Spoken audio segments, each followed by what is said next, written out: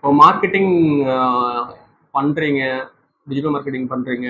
But ஆனால் வந்து leads convert ஆகல, சேல்ஸ் வரல அப்படின்னு சொல்லி சொன்னால் வந்து main one of the main reason வந்து பார்த்தீங்கன்னா உங்களோட மார்க்கெட்டிங் எஃபோர்ட்டில் மேபி வந்து ட்ரஸ்ட் கெயின் ஆகாமல் இருக்கலாம். ஸோ ட்ரஸ்ட் கெயின் ஆகிறதுக்கு வந்து பார்த்தீங்கன்னா so testimonial videos and reviews வந்து ரொம்ப மேஜர் ஃபேக்டராக இருக்குது.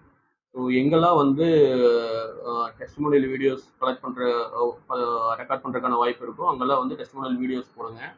மேபி வெப்சைட்டில் உங்களோட ப்ராடக்ட் ஒருத்தர் பர்ச்சேஸ் பண்ண போகிறாங்கன்னா அவங்களுக்கு அந்த இடத்துல அந்த உண்மையுமே அந்த ப்ராடக்ட் அந்த ரிசல்ட்டை கொடுக்குமா அப்படிங்கிற ஒரு டவுட் வரலாம் அந்த இடத்துல.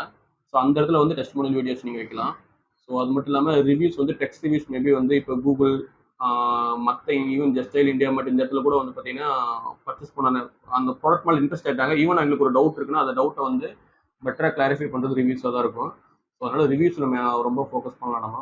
ஸோ இதில் வந்து மெயினாக வந்து இப்போ நார்மலாக கூகுளோட ரிவ்யூஸ் வந்து பீப்புள் ரொம்ப ட்ரஸ்ட் பண்ணுவாங்க. கூகுளில் வந்து பார்த்தீங்கன்னா அவ்வளோ சீக்கிரத்தில் ரிவ்யூ வந்து இப்போ நிறைய ஃபில்டர் ஆப்ஷன் வச்சுருக்காங்க. ஸோ நம்ம நார்மலாக வந்து ஃபேக் ரிவ்யூவில் ட்ரை பண்ணால் கூட அந்த ரிவ்யூஸ் எல்லாம் பதிவாகாததில்ல. ஸோ அந்த அளவுக்கு ஸ்ட்ராங்காக வச்சுருக்கறனால ஸோ அந்த ரிவ்யூ மேலே கூகுளில் இருக்கிற ரிவ்யூ மேலே ட்ரஸ்ட் ரொம்ப அதிகமாக பீப்புளுக்கு வருது. ஸோ அதனால் கூகுளில் வந்து நம்ம ரிவ்யூஸ் கலெக்ட் பண்ணுறது ரொம்ப இம்பார்ட்டன்டான விஷயம்.